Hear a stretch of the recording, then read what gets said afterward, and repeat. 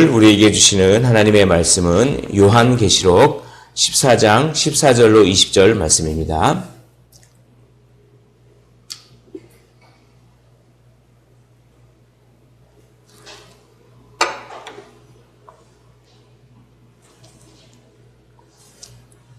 요한계시록 14장 14절부터 20절 말씀.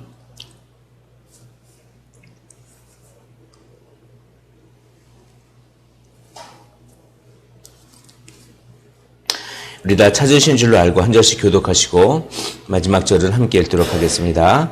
또 내가 보니 흰 구름이 있고 구름 위에 인자와 같은 이가 앉으셨는데 그 머리에는 금 면류관이 있고 그 손에는 예리한 낫을 가졌더라.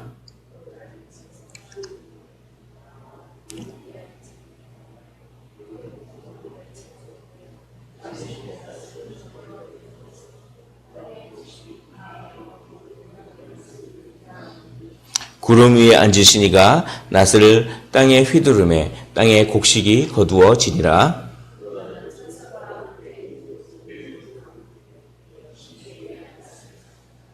또 불을 다스리는 다른 천사가 제단으로부터 나와 예리한 낫 가진 자를 향하여 큰 음성으로 불러 이르되 내 예리한 낫을 휘둘러 땅에 포도송이를 거두라. 그 포도가 익었느니라 하더라.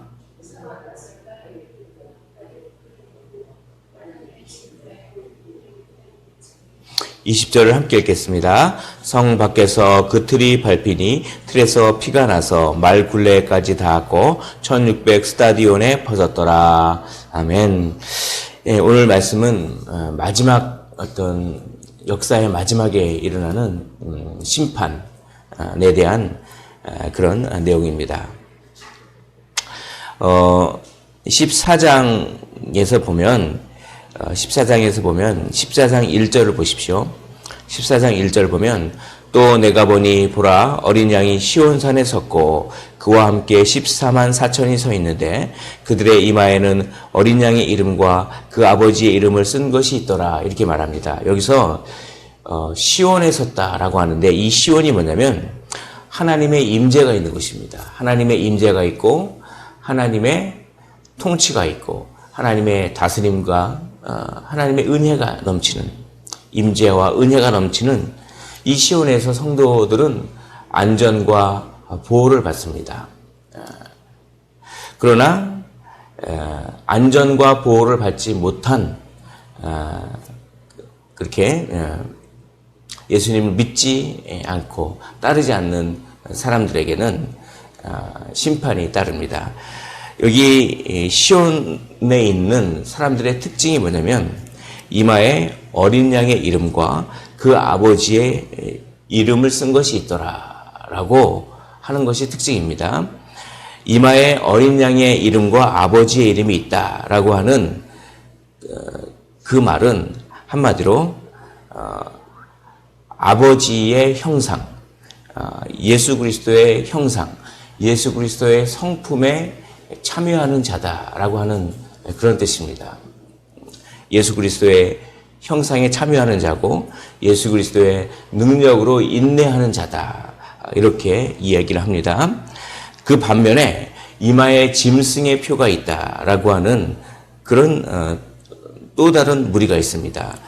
또 다른 무리가 보시면 9절을 보십시오. 14장 9절에 보면 또 다른 천사 곧 셋째가 그 뒤를 따라 큰 음성으로 이르되 만일 누구든지 짐승과 그의 우상에게 경배하고 이마에나 손에 표를 받으면 하면서 그 이마에나 손에 짐승의 표를 받은 사람이 있다고 하는 것입니다. 이마에 또 손에 표를 받으면 이건 뭐냐면 짐승의 형상을 따라서 세상과 타협하고 세상의 법칙대로 그걸 좋아하고 그것을 추종하고 하는 그런 사람들이 있다고 합니다. 그런 사람들은 바로 진노의 포도주를 마신다라고 합니다. 10절 그도 하나님의 진노의 포도주를 마시리니 그 진노의 잔에 섞인 것이 없이 부은 포도주라. 거룩한 천사들 앞과 어린 양 앞에서 불과 유황으로 고난을 받으리니 라고 합니다. 그들은 진노의 포도주를 마신다라고 합니다. 왜냐하면 그들은 이 세상의 포도주를 마셔서 세상에 취해서 영적인 감각이 하나도 없고 하나님을 믿을 만한, 하나님을 믿고 예수님을 믿는 그런 감각이 없고 그저 세상이 좋아서 세상에 취해서 세상의 포도주를, 바벨론이 주는 그 포도주를 마셨던 그 사람들은, 이마에 짐승의 표가 있던 그 사람들은 진노의 포도주를 마신다라고 구원과 심판, 어디에 속해 있느냐가 중요합니다. 시온 안에 속해 있느냐, 시온 밖에 속해 있느냐, 시온 안에 속해 있느냐, 세상 안에 속해 있느냐, 이마에 하나님의 이름, 어린 양의 이름이 있느냐, 아니면 이마에 짐승의 이름, 짐승의 표가 있느냐, 어디에 속해 있느냐, 이것이 가장 중요합니다. 그것이 최후의 운명을 결정할 것입니다. 그래서 이제 오늘 14절부터 오늘 읽은 말씀은 그런 최후의 심판이 아주 진행되는, 그런데 철저하게 진행되고 확실하게 진행됩니다. 오늘 보십시오. 14절 보면 또 내가 보니 흰 구름이 있고 구름 위에 인자와 같은 이가 앉으셨는데 그 머리에는 금면류관이 있고 그 손에는 예리한 낫을 가졌더라. 인자와 같은 이가 있다. 이건 뭡니까? 다니엘 7장에 예수님을 상징합니다. 다니엘 7장에 보면 인자와 같은 이가 있어서 옛적부터 계시니, 즉 하나님으로부터 심판할 권세를 받습니다. 그래서 그 인자와 같은 이가 옛적부터 계신 이에게 심판의 권세를 받아서 심판을 한다라고 하는, 그것이 다니엘 7장에 있는데 그것이 그대로 이렇게 오늘 말씀이 되는 것입니다. 그래서 인자와 같으니 심판의 권세를 받으신 예수 그리스도가 예리한 낫을 가졌습니다. 그래서 그 예리한 낫을 가졌는데 15절 보면 또 다른 천사가 성전으로부터 나와서 그 예리한 낫을 가진 이에게 때가 이르렀으니 당신의 낫을 휘둘러 거두소서라고 합니다. 그래서 탁 낫을 휘둘러 거둡니다. 그래서 뭡니까? 심판을 하는 것입니다. 심판을 한다는 것은 동시에 구원을 한다는 것과 같은 말입니다. 왜냐하면 누구에게는 구원이요, 누구에게는 심판이기 때문에 그렇습니다. 예. 심판이 철저하고 확실합니다. 반대로 예수 믿는 자에게는 구원이 철저하고 확실합니다. 특별히 오늘 읽은 본문은 심판에 초점이 맞춰 있긴 하지만 그거를 적용할 때는 구원도 확실하다, 이렇게 적용할 수가 있는 것이죠. 자, 또 다른 천사가 나와서 첫 번째 천사가 나옵니다. 그 다음에 17절 보십시오. 17절에 보면 또 다른 천사가 나옵니다. 이제 두 번째 천사가 나옵니다. 두 번째 천사가 하늘에 있는 성전에서 나와서 예리한 낫을 가졌습니다. 두 번째 천사가 또 나옵니다. 18절 보면 세 번째 천사가 또 나옵니다. 보십시오. 또 불을 다스리는 다른 천사가 제단으로부터 나와서 예리한 낫 가진 자를 향하여 큰 음성으로 불러 이르되 내 예리한 낫을 휘둘러 땅에 포도송이를 거두라. 그 포도가 익었느니라 하더라. 천사가 낫을 땅에 휘둘러 땅에 포도를 거두어 하나님의 진노의 큰 포도주 틀에 던지매, 이렇게 되어 있습니다. 즉 맨 처음에 천사가 나오고 그것이 15절에, 17절에 또 다른 천사가 나오고 18절에 또 천사가 나옵니다. 불을 다스리는 천사. 예. 뭡니까? 천사가 세 번 나옵니다. 이거는 화 있을진저, 화 있을진저, 화 있을진저. 성경에서 3이라고 하는 숫자는 완전하다, 제가 말씀드렸죠. 완전한 심판을 의미합니다. 완전한 심판. 성경에서 온전한 수가 몇 개 있습니다. 완전하고 온전한 수가 있는데 3, 또 4도 온전합니다. 4도, 동서남북 이렇게 사방을 어떤 가르치는 4도 온전합니다. 또 무엇이 온전하면 7도 온전합니다. 7. 하나님께서 7일에 걸쳐서 천지를 창조하셨기 때문에 어떤 7도 온전합니다. 또 10도 온전합니다. 그래서 이런 숫자 상징법을 아시면 요한계시록을 읽는 데 도움이 됩니다. 3도 온전하고 4도 온전하고 7도 온전하고 10도 온전합니다. 그러나 6이라고 한 숫자는 7에서 하나가 부족한 숫자는 부족한 것을 의미하는 것입니다. 그래서 천사가 3번 나와서 3번 반복합니다. 화 있을진저, 화 있을진저, 화 있을진저. 심판이 아주 철저하고 확실하고 완전히 심판이 이루어집니다. 그래서 얼마큼 철저하냐면 포도송이가 있는데 진노의 큰 포도주 틀에 던짐에라고 해서 20절 보면 성 밖에서 그 틀이 밟히니 틀에서 피가 나서 말 굴레까지 닿았고 1600 스타디온에 번졌더라. 이 포도주를 어떻게 담그냐면 이스라엘 사람들이 포도주를 어떻게 담그냐면 포도송이를 따서 그걸 포도주 틀에다가 다 포도송이를 이렇게 붓습니다. 그러면 사람이 가서 발로 그걸 이렇게 밟아요. 천 같은 걸 이렇게 대고 막 밟아요. 그러면 어떻게 됩니까? 포도송이가 으깨지죠. 으깨지면서 포도즙이 나오는 것입니다. 그 즙을 이렇게 발효시켜서 포도주를 만드는 것인데 바로 그거를 갖다가 심판의 이미지로 그거를 갖다가 그렇게 말하는 거예요. 그러니까 포도송이가 포도주를 만들기 위해서 어떻게 합니까? 으깨지죠. 포도송이가 으깨지듯이 그렇게 으깨진다는 것입니다.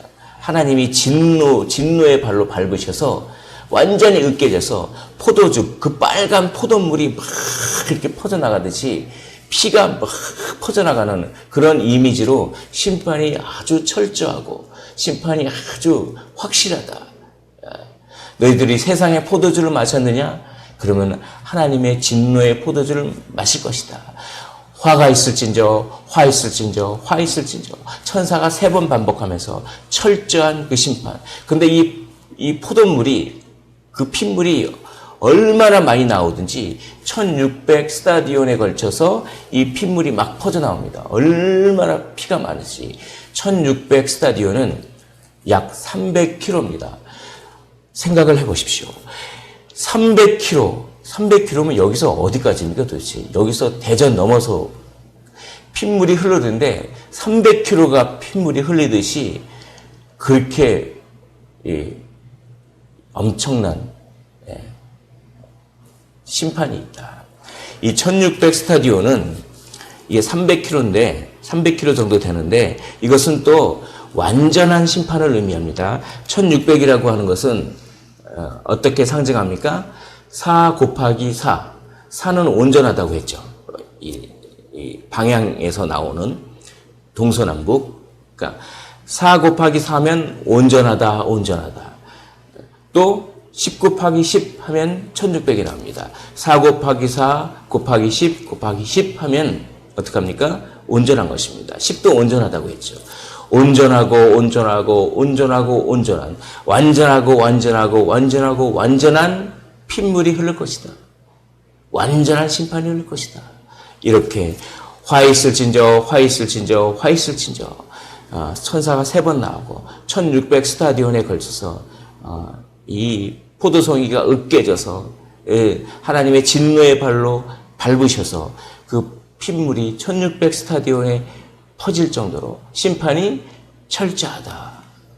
어떤 사람에게요? 여기 보십시오. 20절 보십시오. 성 밖에서 그 틀이 밟히니 어떡합니까? 성 밖에 있는 사람에게 심판이 철저합니다. 반대로 성 안에 있는 사람, 시온 안에 있는 사람들에게는 구원이 철저하고 확실합니다.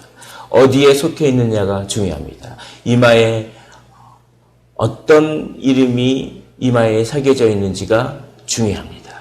바라기는 이마에 어린 양의 이름, 하나님의 이름, 시온 성 안에 있어야 합니다.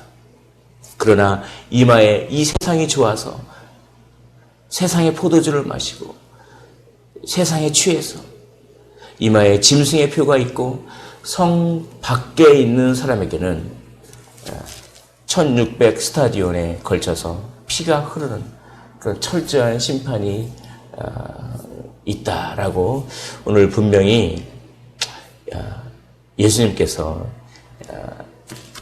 말씀을 하는 것입니다. 우리가 복음을 생각할 때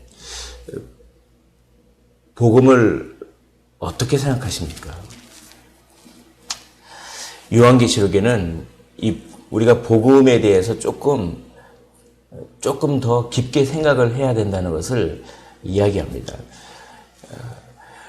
우리 성도님들 입장에서 복음하면 상당히 복된 음성, 좋은 말이죠. 좋은 음성, 좋은 소식입니다. 구원의 기쁜 소식입니다. 그러나 이 복음은 좋은 소식이기도 하지만 동시에 무서운 소식입니다. 요한계시록에는 복음은 두려운 것이다 라고 하는 이 개념이 여기 들어 있습니다. 왜냐하면 그 복음을 받아들이는 사람에게는 기쁜 소식입니다. 구원의 기쁜 소식이지만 복음을 받아들이지 않는 사람에게는 그것은 심판의 증거물로 제출될, 내가 분명히 누구누구를 통해서 복음을 전했는데 넌 그걸 듣지 안 들었다. 그러니까 심판의 증거물로 제출되는 복음은 무서운 소리입니다. 복음의 사법성, 좀 어려운 말이겠지만, 하지만 복음의 이 두려운 복음, 이것이 요한계시록에서는 상당히 강조되고 있습니다. 사랑하는 성도 여러분, 우리가 복음을 전해야 합니다. 이 구원의 기쁜 소식을 전하고 동시에 두려운 복음 또한 우리가 전해야 되는 것입니다. 구원과 심판을 우리가 동시에 전해야 됩니다. 그래서 성 안으로 초청해야 됩니다. 성 밖에 있으면 밟힙니다. 그래서 피물이 흐릅니다. 성 안으로 초대해야 합니다. 지옥은 어떤 곳입니까? 지옥은 하나님의 임재, 하나님의 은혜가 없는 곳입니다. 하나님의 임재는 있는데 공의의 임재만 있죠. 두려움의 하나님만 있죠. 지옥은 하나님의 은혜가 없는 곳입니다. 시온은 하나님의 은혜로 넘쳐나는 곳입니다. 바라기는 부지런히 구원의 복음과 심판의 복음, 두려움의 복음을 부지런히 우리가 기도하면서 전해야 합니다. 그래서 한 영혼이라도 더 성 안으로 초청하십시오. 그것을 위해서 기도하십시오. 왜냐하면 성 밖에 있으면 철저하고 확실한 그런 심판이 있기 때문에 그렇습니다. 우리 오늘 기도하실 때 한 영혼 한 영혼을 위해서 성 안으로 들어오게 해달라고 기도하시는 오늘 이 시간이요 우리의 삶이 되시기를 주님의 이름으로 축원을 드립니다. 기도하겠습니다. 하나님 아버지,